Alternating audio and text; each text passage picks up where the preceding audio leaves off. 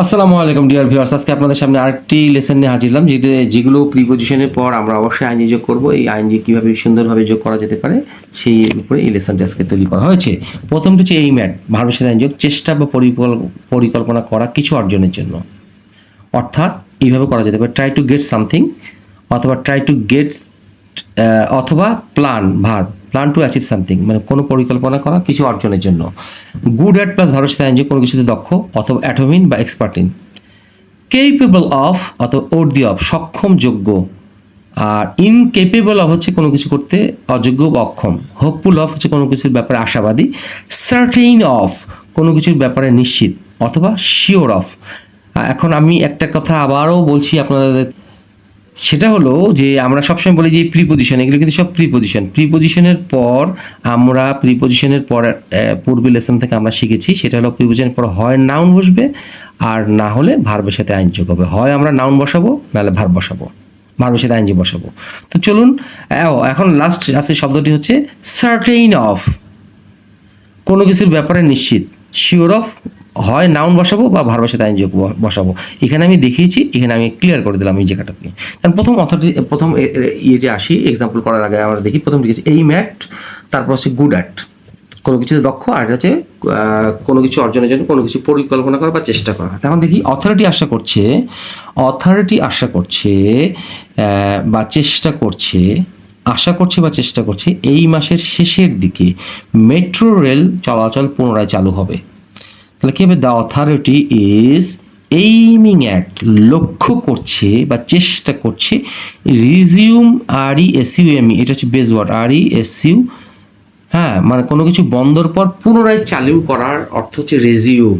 আমরা অনেক সময় দেখি টিভিতে, মুভিতে যখন স্টপ করি তখন আবার অপশন আছে রেজিউম, মানে অর্থাৎ ওইখান থেকে আবার চালু করা, কোনো কিছু একটা জিনিস চলছে সেটাকে আবার চালু করা। তাহলে the authority is aiming at resuming the operation of metro rail again, এই কিছু মেট্রো রেল চলাচল পুনরায়। তাহলে কী হবে? The operation of metro rail again, মানে মেট্রো রেল চালু হবে সেই ব্যবস্থাটা কি এই মাসের শেষের দিকে ইংরেজিটা হবে by the end of this month.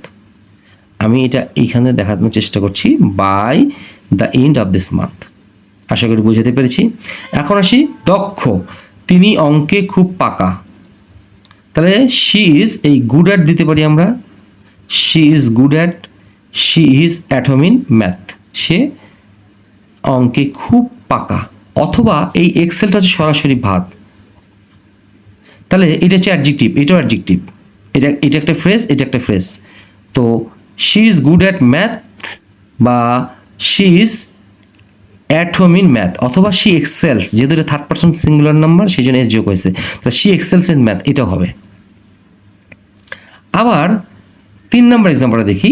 এখানে লোকটি মিথ্যা বলতে পাকা বা দক্ষ।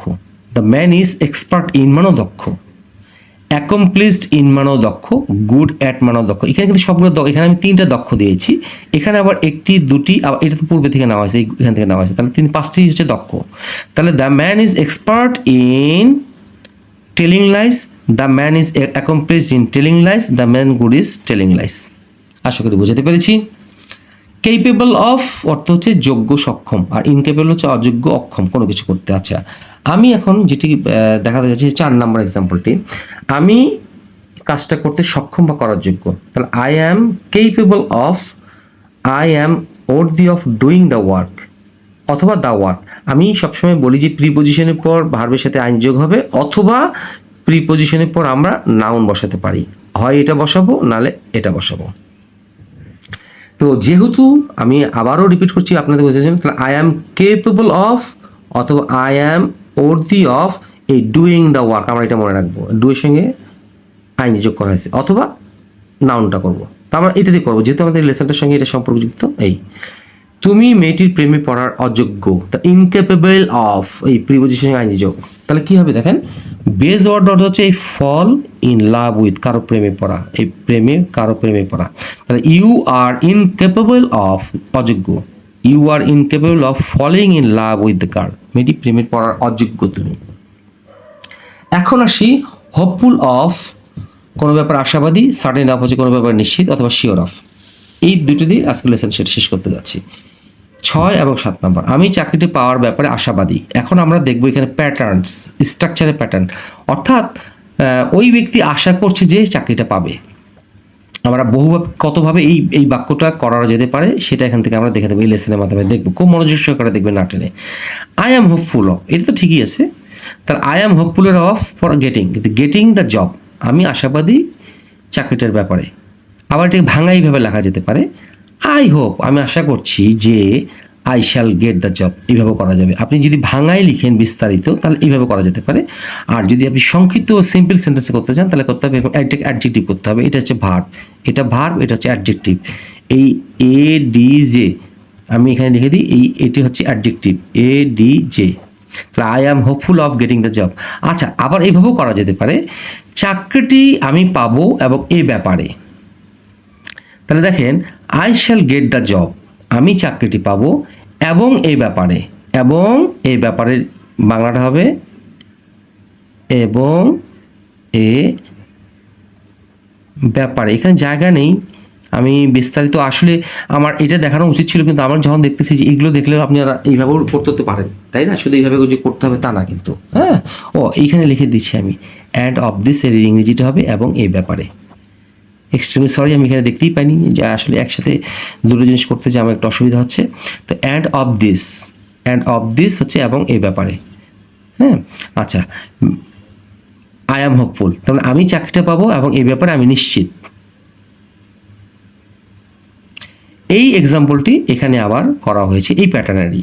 মেয়েটি যে আমার প্রেমে পড়বে এই ব্যাপারে আমি নিশ্চিত ছিলাম, ল এলাম, তাহলে কি আই ওয়াজ শিওর অফ, নিশ্চিত ছিলাম, তাহলে I was certain of her following in love with me.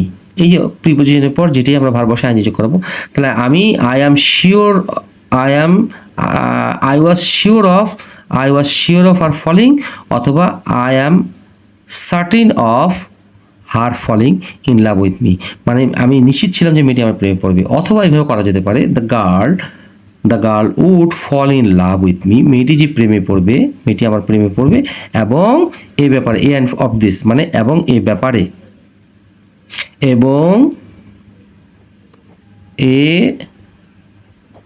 ব্যাপারে আমি নিশ্চিত ছিলাম, আই ওয়াজ শিওর অথবা আই ওয়াজ সার্টেন, এবং এই ব্যাপারে আমি নিশ্চিত ছিলাম।